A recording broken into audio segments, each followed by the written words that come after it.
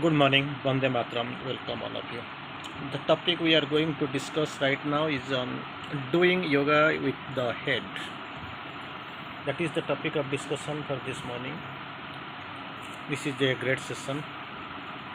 We are amazed you to discuss a beautiful topic that must be known almost by all the sadhakas who are pursuing, especially the integral yogic process. For this integral yogic sadhana, it is almost necessary to know the entire steps of this sadhana. So, doing yoga with the head, because in two ways normally it is advisable to do the yoga.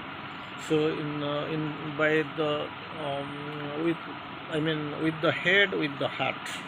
So here we are going to focus mainly on head. Later we'll come to the second portion, that is with the heart. What is the significance? What Sri Aurobindo and Mother says here. And to your better understanding, to your knowledge, I will try to clarify most of the things, most of the spiritual faculties. They do the yoga with the head. They feel it is better, it is easier, because from the age-old story, it has been observed. People prefer normally doing yoga with the head.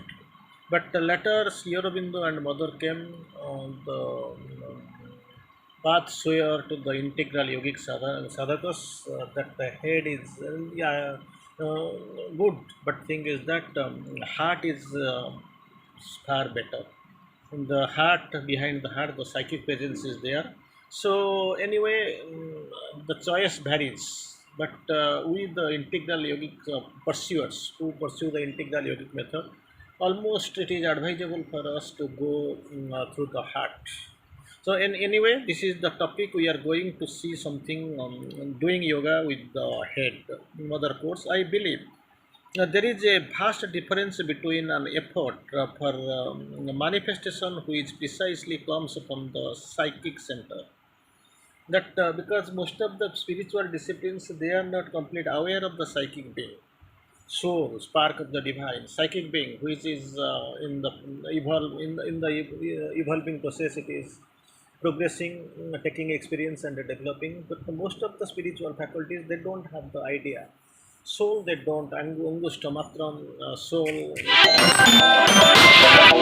It can't be burnt. It can't be washed away. It can't be flown away. Like this, the things they are aware. There is a soul they know, but the psychic adventure, psychic transformation, these things are mostly unknown to the faculties who are, of course, followed of the old faculties. Anyway, still mother course, vast difference between an effort for the transformation which precisely comes from the psychic center of the being, and a kind of mental construction to obtain.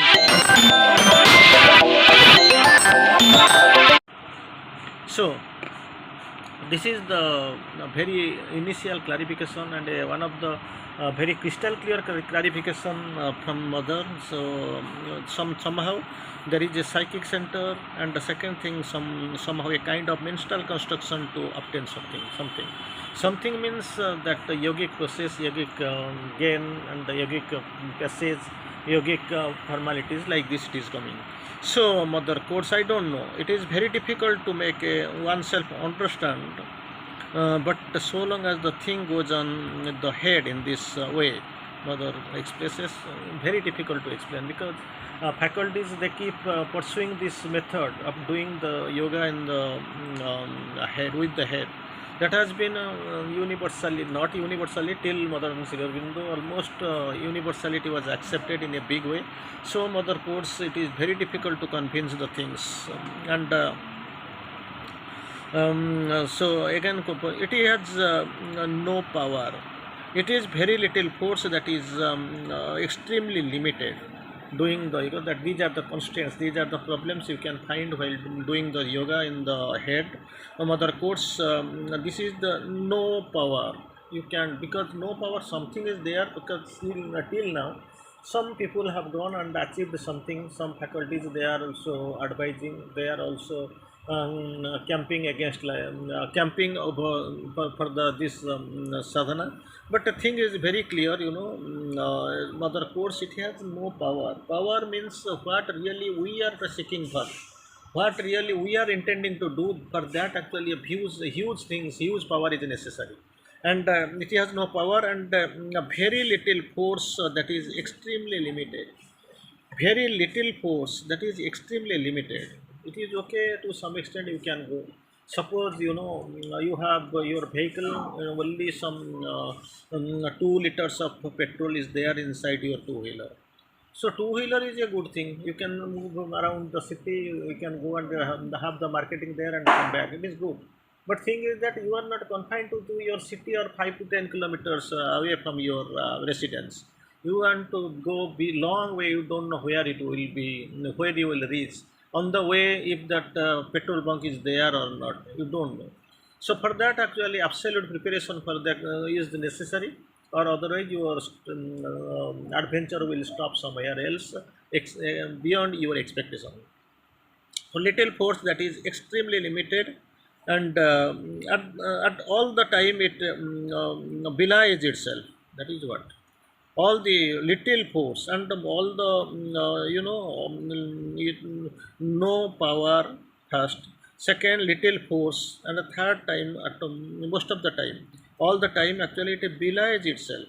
So one thinks that it is a great difficulty, one collects a well and artificial enough, besides, and one tries to catch something for that, because it is very much limited, very much small.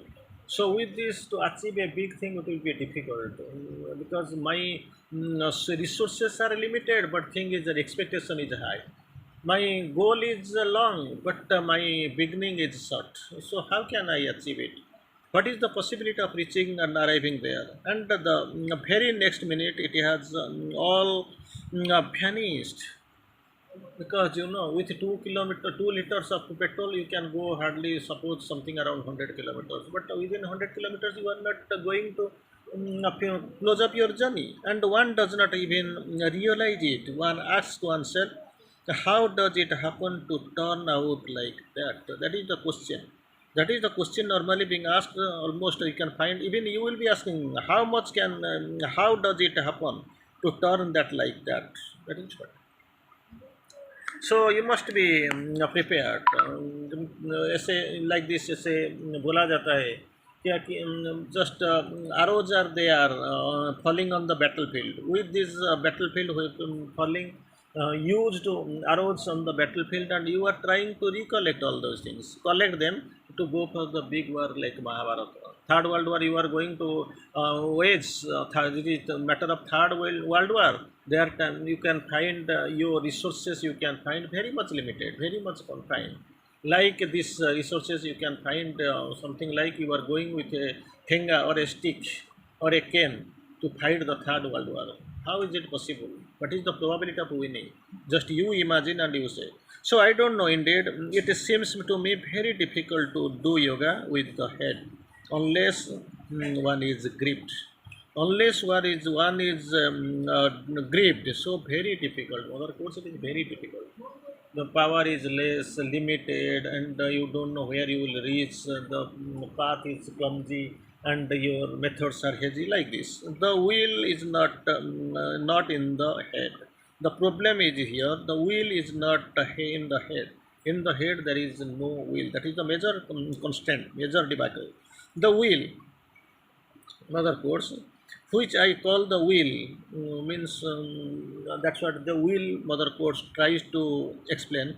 It is something that's here, center of the chest, that heart center mother is expressing, which has the power of action and the second power of realization.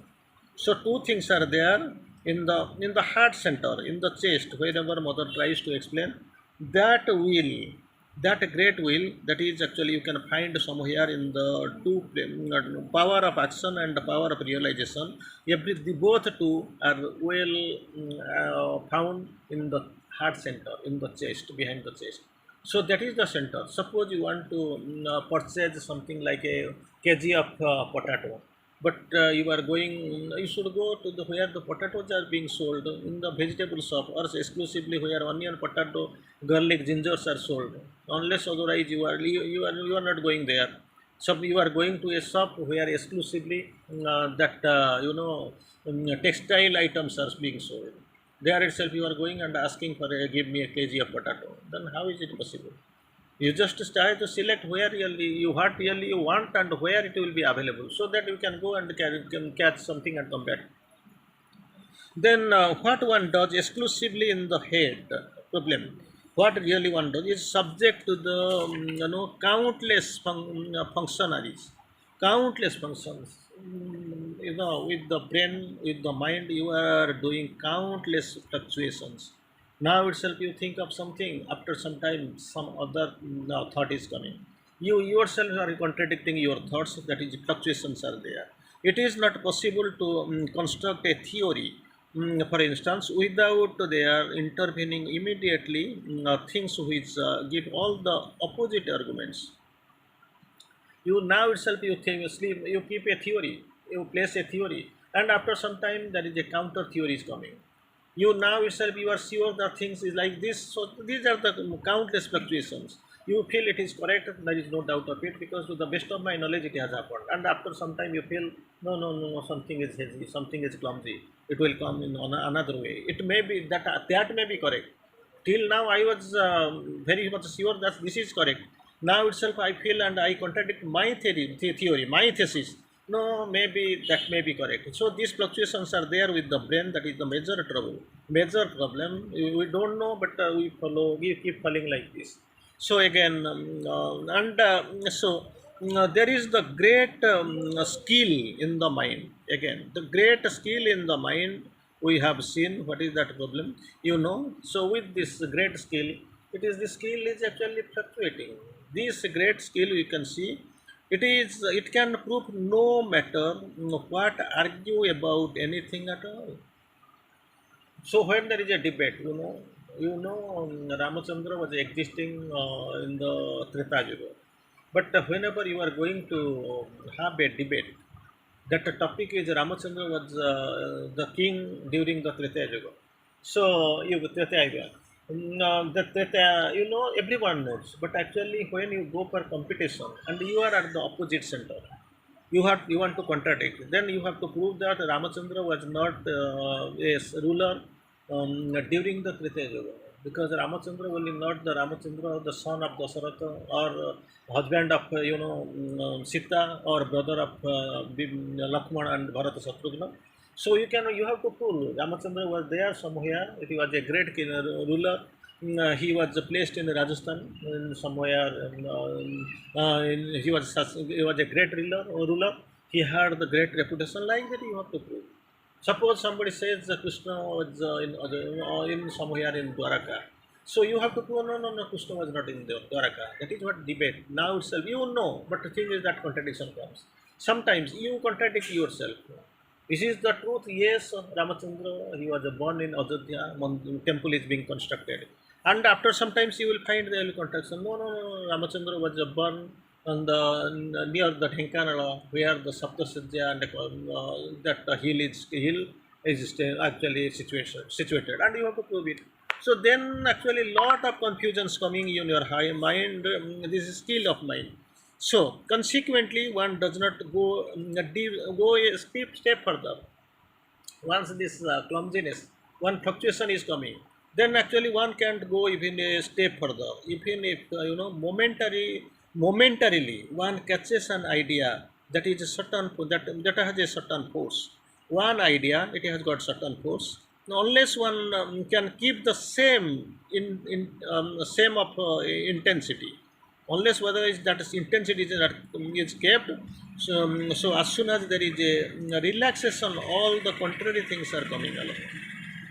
That consistency must be there. Otherwise, there's so many contradictions will be coming and they will be confusing. All are fluctuating in their nature, and all, as you know, with the charm of their expression, they have got the expression. You will try to prove it of your own with the help of your mind. That is the scenario, that is the criteria.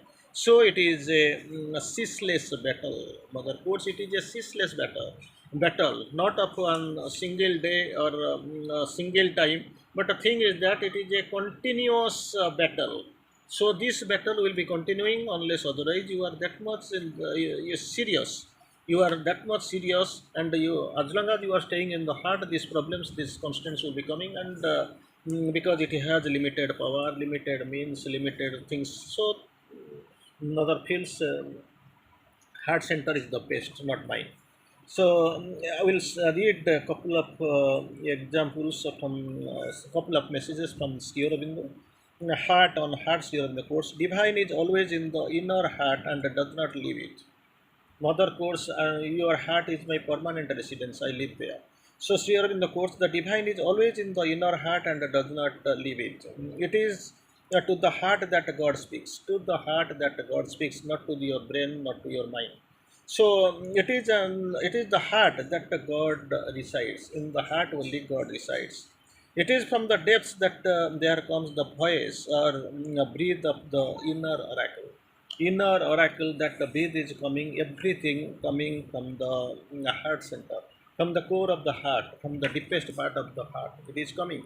So you have to be very sensitive. That is the center where the divine, the God's presence you can see. Mother is staying. Your psychic presence is there behind the heart. That is what is very much clear, and you stay. God speaks to the heart when brain cannot understand them. Because brain already we have seen it has a little power, very much limited circumstance and a limited force it is there. So it can't understand what really the God is, what is the type of action, what really He does, and what really He wants to do, and what really He speaks. So for that, actually, when the mind is unable to understand God, then God really come forward and tries to the heart. And so far heart and mind are concerned here in the course. The height and of course the heart and mind are one universal deity, and neither of mind without heart nor a heart without mind is the human ideal. That is a good great thing. Anyway, next time we'll see doing yoga in the heart center. Thank you for today. Bande Mataram.